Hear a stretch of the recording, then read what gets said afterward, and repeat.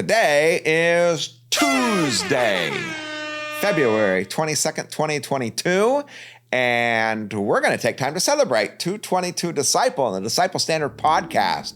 So we have an unusual show today because we're going to take time to reminisce, to think back, to learn about the history of this movement, and to look forward. So we're marking the day today, 222 Day. This is the year of the disciple. And as for the episode, we're celebrating. Let's get started.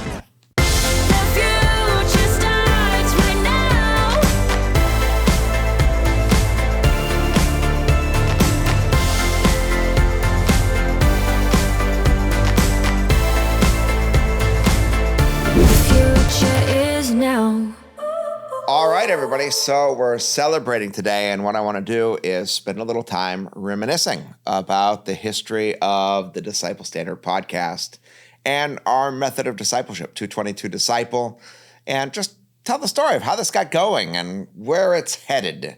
So, Jake, we're going to kind of get into it a little bit. As I was thinking about how to get into this, I thought, okay, what is the history of all this? And I think it really, begins with the Great Commission. If I'm to think about the history, Jesus gathered his just now 11 disciples in Galilee, and he gave them the Great Commission. And he said, all right, disciples, here's what I want you to do. Go make disciples. And of course, he gave them great promises that all authority in heaven and earth had been given to him. He promised that he'd always be with us to the very end of the age. But we've got this phrase, and we have it behind me here all the time, disciples make disciples. I think this is the beginning point. Jesus gathered his disciples and said, okay, what I've just done for you, go do for others. Disciples make disciples. And as the disciples went out, we can see that, they didn't stop with themselves. They made disciples who made disciples. So as an example, Paul, one of the apostles, you can't tell the story without 2 Timothy 2:2. He says, the things you've heard me say in the presence of many witnesses, entrust to reliable people who will be qualified to teach others. And I always talk about the four or even the implicit fifth generation, Jesus to Paul, Paul to Timothy, Timothy to reliable people to still others. And then the way I put it, there's a chain, right? And, now there's a lot of people that none of us know, but there was this chain, from Paul to Timothy, Timothy to reliable people to others, still others, still others, still others, still others, all the way down. And finally, it reached me, and then it reached you. And at least because the history of 222 Disciple includes this, I don't want to really start with me. It didn't start with me. I like to start with those who were the link in the chain right before me. And I like to identify two people. And so here I'm going to put a date now on the screen, 1991. And across the street from my high school, there is this Burgerville, USA, a burger joint. Sometimes I just refer to it as McDonald's. Have you ever been at Burgerville before? I've never even heard of it. Okay. It's big out west, but yeah, people here don't know it. So, often when I tell the story, I just use McDonald's as, it's a burger joint. But it was actually a Burgerville, USA. And here on the screen is Frank and his wife, Hillary. And my sophomore year of high school, they had come to pastor the church. And one day he took me aside in the lobby of the church. I was in 10th grade. He said, look, I'd like to have a Bible study with you. I didn't even know what he was talking about. I thought he wanted to have me help with the youth group, but he wanted to meet me at this is the Burgerville in Battleground, Washington. Picture of where we met, and we studied the Gospel of Luke together. Now, he never told me why we were doing it, and I never had the courage to ask, but it was really influential on my life. And it made me wonder, why is this happening, or why is God doing this? And he actually was not pastor of our church for very long. My 4 years of high school, I often tell the story, I had 4 different pastors. And so he was probably among them the shortest tenured. And he left, and there was controversy in our church. And I often wondered, why did God send him to this church? Because of all the controversy they went through. And in the back of my mind, I wondered, did God send him here for me? And it just made me feel special that he took time, and I think really did something for me. Well, the next date, if I'm telling the history of 222 Disciple, that I think is important, 1996. I was in college now. I think it was the beginning of my junior year of college. And you can see I have here on the screen Perry and Kathy Tinklenberg. And Perry was going to take a mission trip to the Ukraine.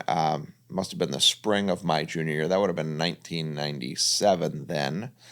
And it was at New Hope Church in Spokane, Washington. I got a picture of the church, a small little church. This is, Jake, where I was discipled by Perry. He helped me to come to understand theology, helped me learn how to preach a first sermon. And this was the place where I preached my first ever, sermon. And actually the first 6 or 7 times I ever preached was right there in that building.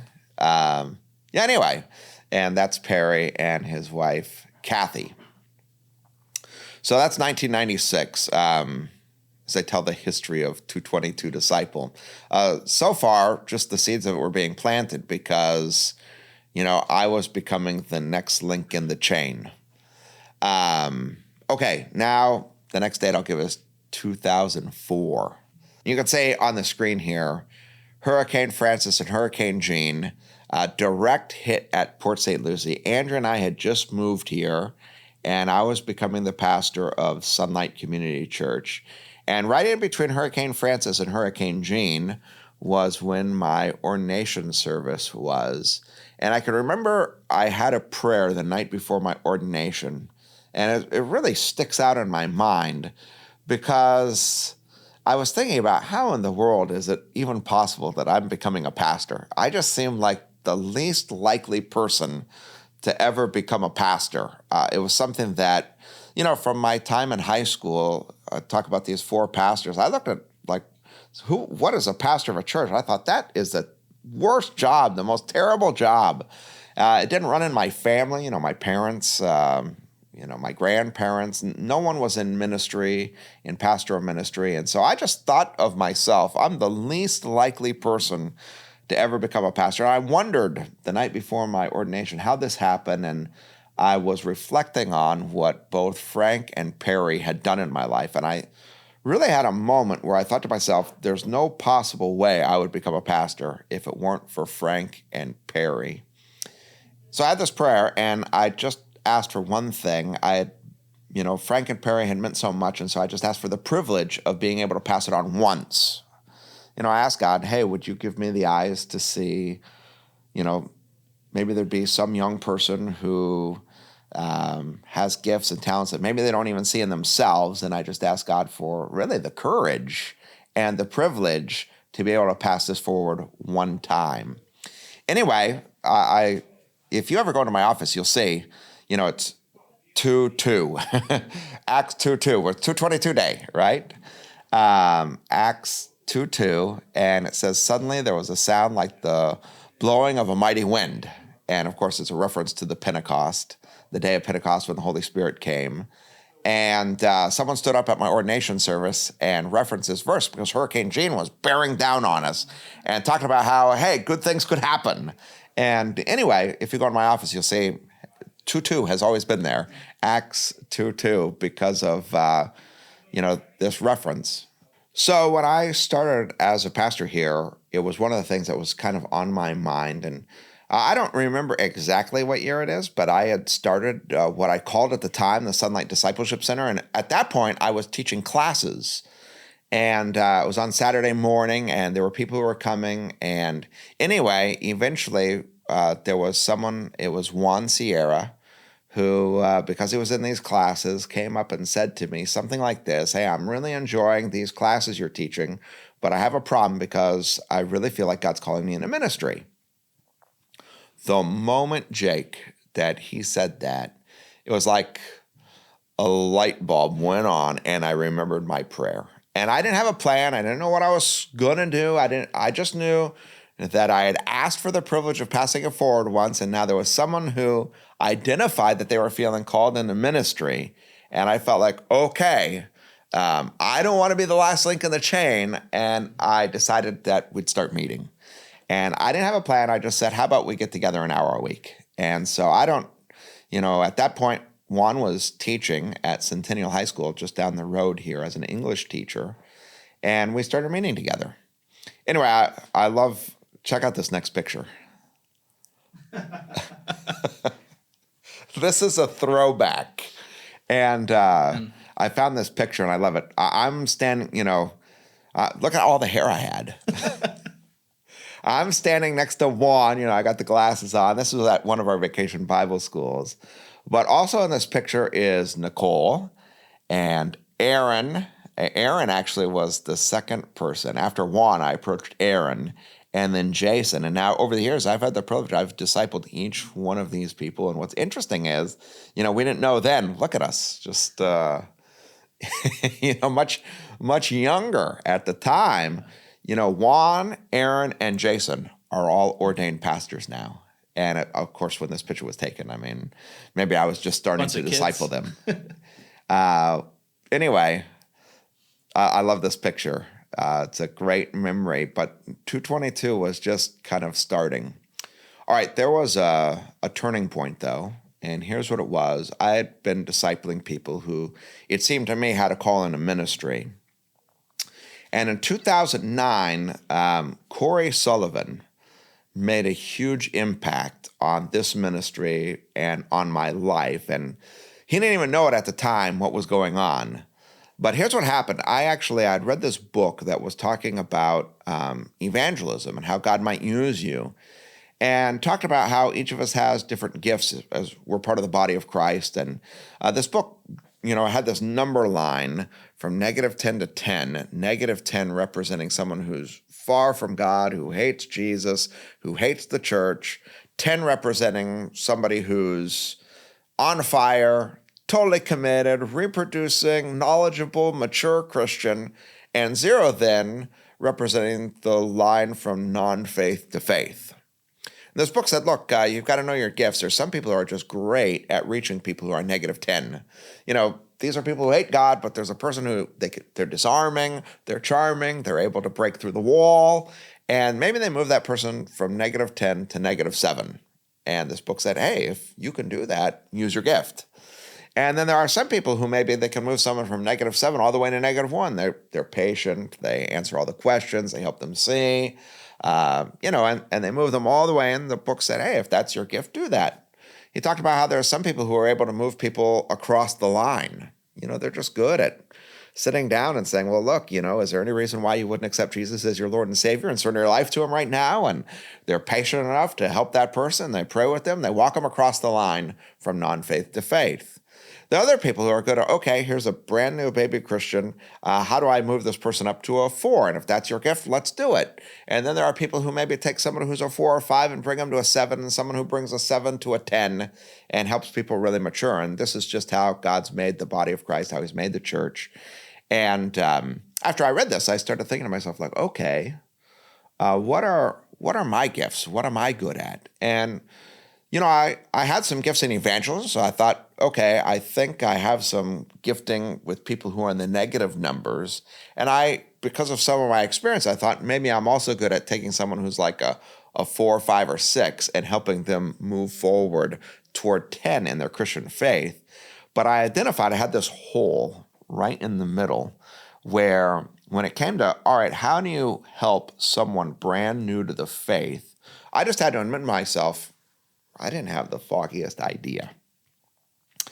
And that really bothered me when it dawned on me, because at that point, Sunlight had started to reach a lot of people who were brand new Christians.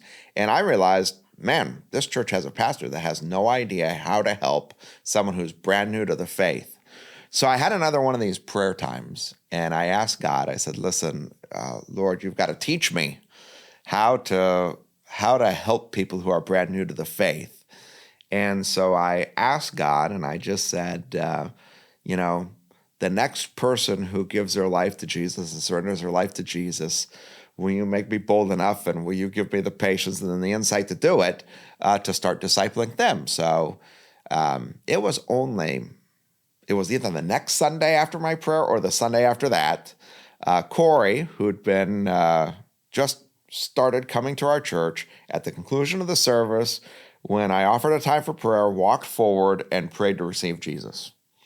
And I remember we prayed together, and then he looked up, and this isn't word for word, but he basically said, okay, now what? And I said, No problem. I know exactly what we're going to do. You and I are going to start meeting together an hour a week. Just name the time.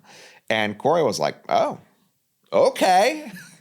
And this was a turning point for me because I think that was really when I started, a lot of the lessons that we have in 222 Disciple now in our discipleship process, I started writing them, at least in my mind, to teach them to Corey.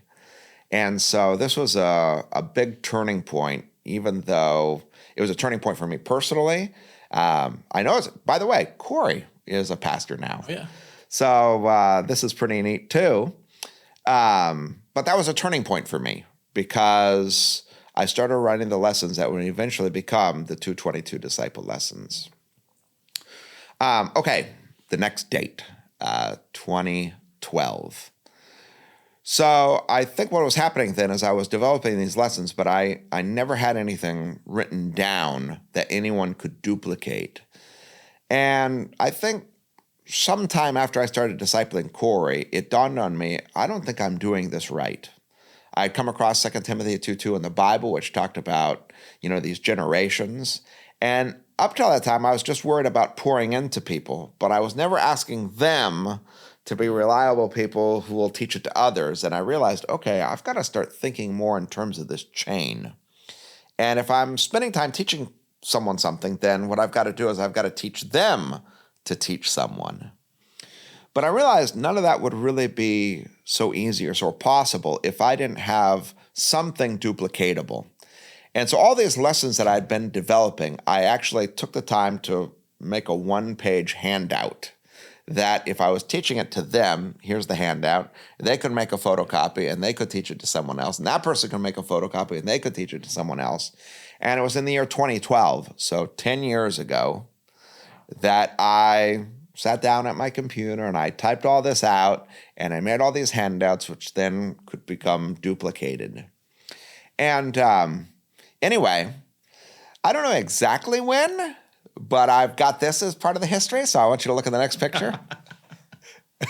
Oh, man. What do we got there, Jake? That's me. Okay. So I found these two pictures. The one on the left I really like because it's you and Tommy. Yeah. I'd like you to just tell your story now. Yeah. So for me, I moved here. I didn't know anybody. And I started coming to youth group, hoping to meet some friends and stuff like that. And, I met Aaron, I met Corey and Jason and Corey. Like, I know all of them now, and they're some of my closest friends. But one of the youth leaders there, his name was Tommy, you can see him there. He, I don't know how it happened, but he asked me to help him teach, I think he said, do you want to be discipled? Yeah. I said, yeah, sure. I want to learn more about the Bible. I don't remember who discipled Tommy. Do you remember? I thought it was you or Aaron. It might be Aaron. It had to have been then. Yeah, it might be Aaron. But it was after our first mission trip, which was like my turning point into like really going into Christianity. And I was like, yeah, I would love to. And then like you can see all the kids around, he suckered me into teaching Sunday school with them. He said, fine, we'll meet 7 a.m. Sunday mornings and then we'll teach Sunday school. And I was like, oh, okay. So sure enough, we met before church every week. And then we would teach Sunday school. So it was kind of like a double lesson. It was really cool where, he gave me the packet. And one of the first things that he said was like, hey, you should start, think about who you're going to go next to. And so I don't know if that's a testament to like that idea so of that already chain. back then, I was thinking that's the reason I had these handouts. Yep. And it was working because Aaron had gone to Tommy and then Tommy had come to you. And anyway, and then we've got you on the right here so being baptized. I think that picture from Sunday school is from 2012. So right after you started that. And then this one, I always remember it was 2014. That's right. Because we had just gotten back from our mission trip to the Dominican Republic. And somebody there was like, you haven't been baptized? I was like, no, but I have to be. Yeah. Like I want to be. And so I remember, it was a big day. It was fun. It was a big day. So anyway, it's important because without you, no 222 Disciple the way we have it now. And so I just see this and, there's so many people. We're celebrating TWOsday, February 22nd, 2022. There's so many people that I should bring into this story. But, for all of you who are part of 222, I just want to acknowledge you. And I won't talk about everyone. But Jake, without you, no 222 the way it is. And it's cool how it happened. Yeah. You know, I discipled Aaron, Aaron discipled Tommy, Tommy discipled Jake. So already we have that sense of a chain. Anyway, here's the next date. This was a big leap forward. In the year 2016, Carl Bosma, who is also someone who's played a big role in my life, and when I was in seminary, kind of took me under his wing. He had been a missionary in Brazil, and he invited Andrew and I to join him in Brazil. And so you can see the picture on the left is Andrew and I kind of looking over Rio de Janeiro. And then on the right is in the city of Campinas. And I'm there with David Rythersdam is next to me, and then Carl Bosma, and then my friend Ricardo Agreste, who's a pastor in Brazil. And we had gone down to a church planting conference in Brazil that Ricardo was leading. And while I was there, Ricardo showed me that he had created a website that he was using in his church where he had recorded some videos, and people were listening to these videos and learning about the theology and the Bible. And so he was using as a teaching tool, using the internet, and he had made these videos. Now, in his case, people would go and they'd learn from the website. And I thought, okay, I really like what he's doing. This was the first thing I'd ever seen like that. But as soon as I saw it, a light bulb went on. I thought, okay, that is better than just my handouts. And for a whole number of reasons. And so anyway, in 2017 and 2018, and Jake, you'll remember this because I think I tortured you over the course of a year. We literally created all the videos that is now part of the 220, the original video is part of the 222 system. Anyway, I just wonder if you have any recollections of that process, because I know I came back and first how to figure out the website. So we had this network effect, and we had Nestor and other people who were helping out with that. But then creating all the videos and all the content that would go on the site, you were helping me with that. Yeah, I remember, you came to me with the idea, and I was like, oh, that sounds like a great idea. I love that idea. And then I realized how many videos there were. There's 73 altogether. Okay. And so just organizing and getting them all situated, and then, getting the set together and stuff. I just remember setting it up, and then filming it was kind of a blur. Like, I just remember it. And I was just like, there was that.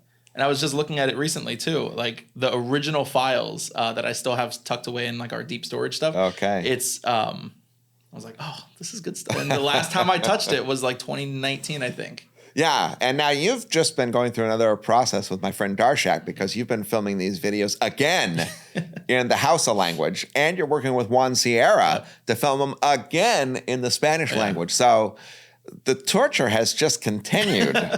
In different languages. Yeah, now in different languages. But anyway, that I think was a big deal when we put all this together. And if you think about how this was multiplied, couldn't have done it without your help. And it's been a big deal. Anyway, we then finally launched 222 Disciple. And it's there. If you're watching on, you can't find out much if you're not being discipled by someone else, but you can go and there's a button where it says begin the journey here, and you can find out about this and even get connected to us, and we will find you a mentor if you'd like to become part of this movement. So you're hearing the history. I believe that we're just taking step one for the history of this movement. You can get in on the early stages still. Another person that I really have to mention is Brian Bosher, because once we got this started, somewhere along the line, and this is even before we had the website, there was a number of pastors who had heard about what we were doing in disciple making, and they wanted to be trained. Hey, Scott, what are you doing? Can we become a part of this?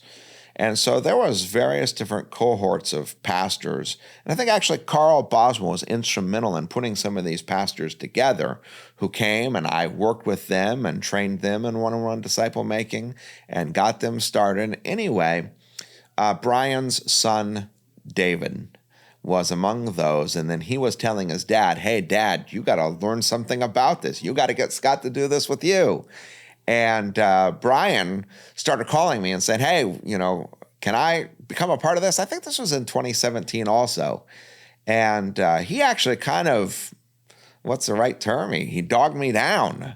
And we finally got it set up, and he came and received training. And I just realized, okay, God wants to use Brian in big ways. He had a long ministry and just a lot of connections, and he felt God calling him to invest his life in this ministry. And that's been a big part of it. And so, lots of people that need to be acknowledged, but I think Brian's one of them because he's become the executive director of 222 Disciple, this ministry that we have in disciple making.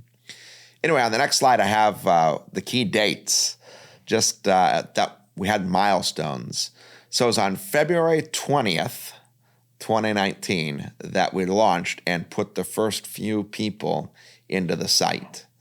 So 3 years ago, today we're filming, it's 222 day, but 3 years ago on February 20th, we launched the site and put the first few people in. And at that point, we were just trying to catch people up to, we had been discipling people and there were people who were in it.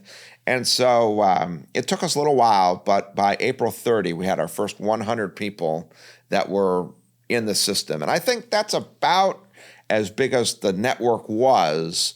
Like we have this phrase, go slow to go fast, Earlier on in 2005 and 6, I had Juan and then Aaron, and, there was just 3 of us in this movement. And I think by April 30, 2019, there was about 100 people in this movement, both here at Sunlight and then because these various other pastors in other churches. And on April 30th, we had kind of caught up to where we actually were and got everyone registered into the site. Next big milestone was February 20th, exactly on the 20th of 2020. And I thought that was cool because it was 2/20/2020. Yeah. We hit 222 disciples. I don't know. It's 222 day. You got to play it up, Jake. But it's interesting that happened. I remember that we were in the sound booth, I think, and it was like a Gems Day or something. I don't know. We were just hanging out, and I remember you coming in and telling us. And the 222nd person just got entered into the site. Someone had made a disciple. It was and within an hour that you told me. I think it was Harold Winter in Canada. Oh, wow. Who, was this, he was either the disciple maker or the person who got entered in. I don't remember for sure, but Harold has been a part of this too. So I think that's pretty neat. Anyway, you can see we went from the first 100 to now 222 in a little less than a year, which I thought, wow, this is pretty amazing. You can see the multiplication effect now. And then it was November 5th of 2020 that we doubled again to get to 400. And then it was on December 20th of last year that we hit 600 for the first time. And so, like I said, I think we're just now taking our first steps. We've just talked about the history of this movement, the Disciple Standard movement. But I believe that, we're just going to lay down a marker today on February 22nd, 2022. And anyway, one last important date that I have here is December 2nd, 2021. We launched the Disciple Standard podcast. And what we were trying to do is just, I guess, let this be known a little bit more. Let people know about this. It started as just a side project. Maybe it was sort of hidden under a rock, so to speak. Slowly but surely, we've been letting it out, and now we're broadcasting to the world. If there's anyone out there, we're trying to let you know there's something so important here in discipleship multiplication. Anyway, Jake, just wonder if you have any thoughts looking over the history of it all. Yeah, like I said, I remember that 222nd disciple that got added in. And just looking back on it, just the amount of growth that it's done in such a short time. I didn't realize, because we do so much other stuff around the church that sometimes it gets lost in but putting it all together like that in such a short amount of time, there has to be something to it. And even this podcast too, there's so many people that come up to me on Sunday that talk about it. And I'm like, I didn't know you knew about it. That's cool. It's just, it's like wildfire. I think there's something going on here, a wildfire type movement, the Spirit's blowing. Just to think back to 2004, suddenly, Acts 2:2, suddenly there was a sound like the blowing of a mighty wind. There's something dynamic that's happening, and we want to invite people to be a part of it. Anyway, we're not going to have different segments today, but we do want to take time to just bring people up to speed. Okay, so it was on December 20th, 2021. We hit 600 now. We'll bring people up to speed. Every week, we're adding new disciples. This week, we added 4 more. We want to welcome Andrew Vanderlaan, who's being discipled by Rod Scuddy, Jerry Jacques, who's being discipled by Rob Janke, Julie Zweier, who's being discipled by Peter Zweier, and Aaron Brooks, who's being discipled by Bernie Vanderklok. Also, we want to recognize 2 first-time disciple makers. This is the move, right? The generational move. When you move from being a receiver, okay, you've now become the next link in the chain, to being a giver, you're adding a link to the chain, if I can put it in those terms. You've moved from being a giver to a receiver to a giver. And it's a big deal. So Rod and Peter, congratulations. We're just grateful that you are part of this multiplication movement. And first-time multiplier is when you've made a disciple and your disciples made a disciple. Brian Pickart is a first-time multiplier, and so we want to say congratulations to him. All said now, as of the broadcast today, we're counting 643 in our disciple-making system. So you can say just since what was it, December of last year, December 20th of last year, we've added 43 new people. So 2 months later, you can just see the kind of way in which this is gaining steam and moving along. And so today we're celebrating. Any last thoughts, Jake? Praise God, right? That's all we can do, because it's without that core root of the gospel, right? Like none of this would have been possible. Yeah. And it's exciting. Yeah. I'm grateful. I think it's a lot of fun to mark the occasion. In some ways it's made up, right? February 22nd, 2022, but 2:22, 2 Timothy 2:2 is the passage it's based on. And it's exciting to look back. Here's Jesus talking to his 11 disciples saying, what I've done for you, now go do. Go make disciples. And to just see, we have one small snippet of how this has worked throughout history. It's just so exciting to be a part of. And we're just playing one small role, but I think increasingly an important one. And so for everyone who's a part of it, congratulations on the day. I know by the time you watch this, it'll be past February 22nd. We're filming on this 22nd, but we're grateful for you. We want God to continue to bless you. And so, as always, everyone who's listening, thanks for joining us, and we'll see you next week. Hey, thanks so much for tuning in to the Disciple Standard Podcast. We're so glad you joined us. We encourage you to continue the conversation by joining us on social media. Also, if you want to learn more about the Multiply method or learn about how to take the Multiply pledge, we encourage you to join us on our website at multiply222.com. Have a great day.